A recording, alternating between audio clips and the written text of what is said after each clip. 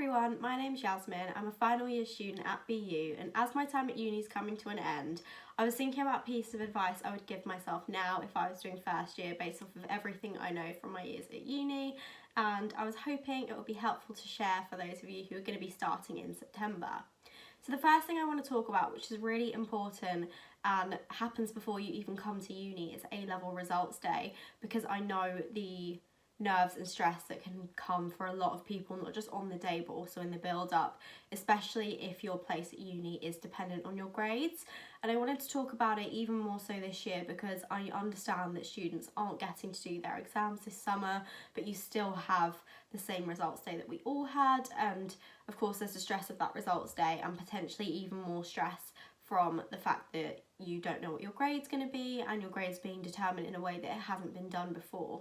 So I just wanted to try and offer some reassurance on this. Of course, I don't know what process those who are determining your grades are going to use to determine them. So what I say, of course, isn't going to be concrete, but I do want to try and relieve some of that stress, especially because at my college, at the time, we were one of the only ones that didn't do AS levels. So I know that when I was actually applying to unis in my second year, all my friends from other colleges had their AS exam grades to apply with, whereas my teachers just had to predict us a grade that they thought we were going to get at the end of second year. And I did just want to take this stress away. First of all, if there is anything you're concerned about with it, if your college has something like a careers or uni team, definitely contact them.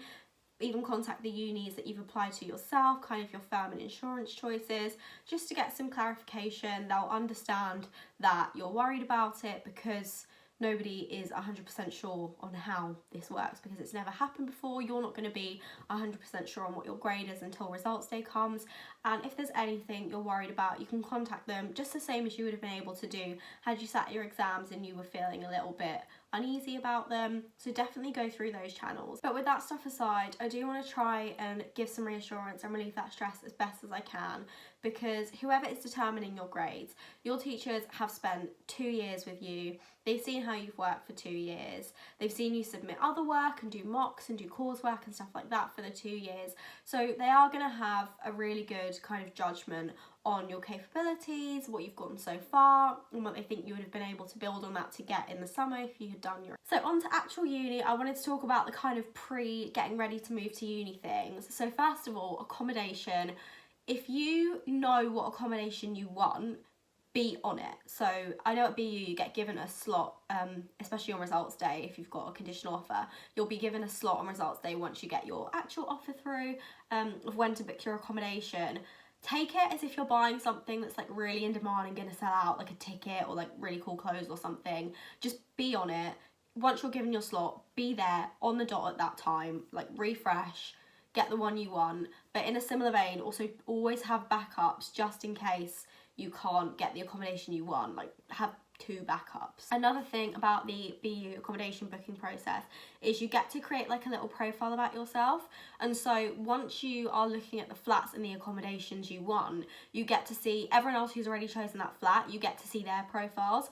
And I know it can feel really cringy writing things about yourself, like I know I felt that way, but I put effort into mine and I'm glad I did, because I think if everyone just like writes a little paragraph by themselves and makes it quite accurate about them, like make it an accurate reflection of yourself, it means you'll end up living with the kind of person you want to live with.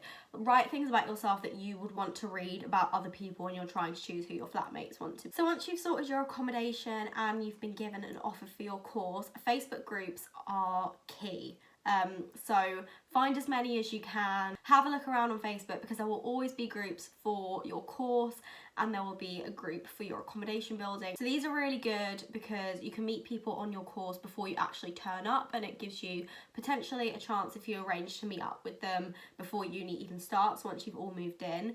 And with the accommodation ones, it's really good because you can hopefully try and find people in your flat if you post exactly which one you're in and people are trying to look for who's in theirs. So of course it's really helpful to try and find people on your course and in your accommodation before you show up to uni.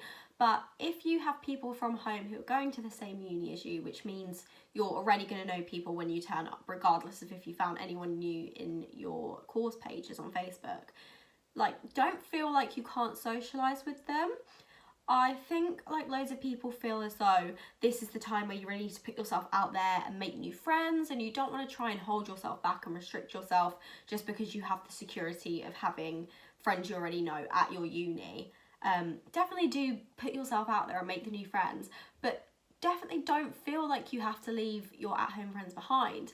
And it can actually be a really good way to meet even more new people. I know for me personally, I knew some people from home, and so for freshers, we would bring together 3 or 4 flats worth of people every night and go out in that big group. And it actually does mean you get to meet more people from other flats that you might not have met, or if those friends of yours are on other courses too, you can meet friends that are on their course. So this bit of advice is going to be a little bit contradictory, but find yourself a routine, but also don't beat yourself up about it if you can't for a little while, and if you end up doing things that aren't sustainable as a long-term routine. So of course, with stuff like freshers, and even just when you first start uni, it's a new environment, you're living in a new place, probably in a way you've never lived before, with new people, you're meeting new people all the time. So all of that is going to be fresh and new, and it's not going to be something that you're going to be doing every day for the rest of the year, or every day for the rest of your 3 or 4 years at uni. So even if you're doing something that feels ridiculous at the time, just, yeah, don't feel bad about it.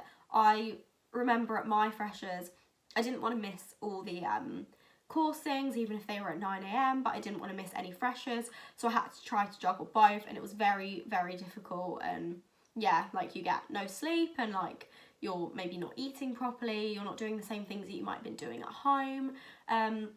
So don't worry about any of that, but I would say when you naturally get to a place where you feel like things are falling into a routine, do try and adopt that routine, because of course there's things that are important like making it into uni and trying to make sure you can do that, but it also just makes you feel a bit more settled and a bit more at home when you know what it is you're doing and you're used to everything that you're doing. So in a similar vein, I would say plan your assignments in advance, maybe as soon as you get them. That doesn't mean you have to do them and sit down and write out a whole essay on the day you get given it. Try not to leave everything to the last minute. I know it can seem tempting, especially with stuff like nights out, but not just tempting, it's just at a time when you're trying to adjust to a new life, it can be difficult to have to do work on top of that. But it's going to be even more difficult if you leave it till the night before, and it's not really a habit you want to get into straight away in uni. So maybe when you're given an assignment, within the first week of being given it, look over it, really plan what you want to do with it, maybe make notes or something. As long as you have a rough idea of what you want to do and you know when the deadline is, you can kind of delegate when you want to do each part. So I know this is a bit of a cliche uni one, but it's so, so true. Take advantage of societies and events and clubs and stuff like that. Uni is definitely the time for it, and it's also a really, really good way to meet people that you otherwise might not have, people that aren't on your course or aren't in your flat. Go to your freshers fair, take advantage of that, take advantage of any free stuff going at the stalls, definitely a good reason to go.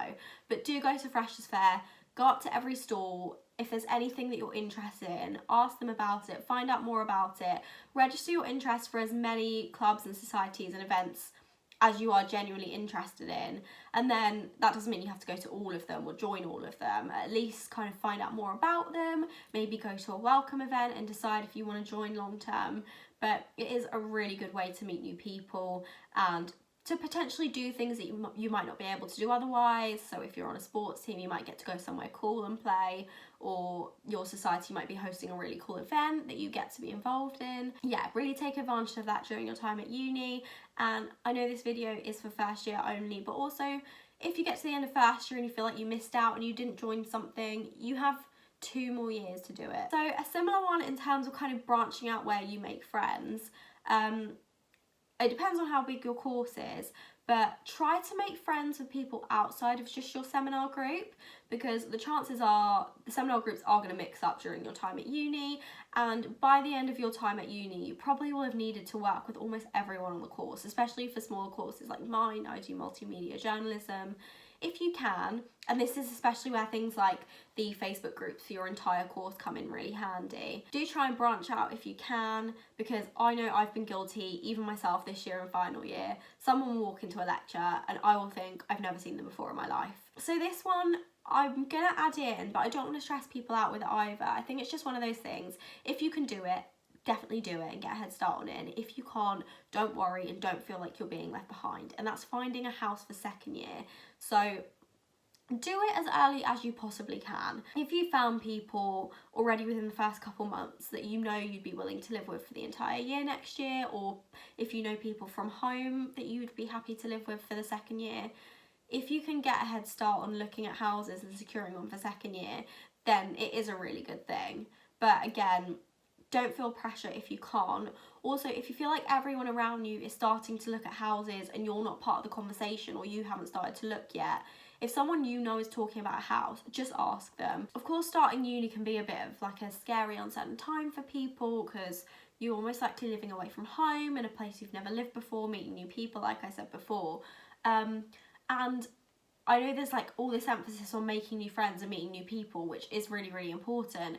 And that can create a lot of pressure. You might feel like you haven't made as many new friends as other people you're looking at. But I promise you, everyone is going to feel the same. Anyone will appreciate if you go up to them and start talking to them. You know, people are going to miss home. People are going to maybe struggle with the new workload. People are going to maybe struggle to make friends. There might be people who don't like going out and feel like they're missing out on meeting people that way. There's always going to be at least a few other people who are in the same boat as you and feeling the same as you. So I do want to say, of course, first year is important, but first year is not the be all and end all. So however you want to take it, if you maybe feel disappointed in the way you worked in first year, just know that you have second and third year to make up for it and to go towards your grade.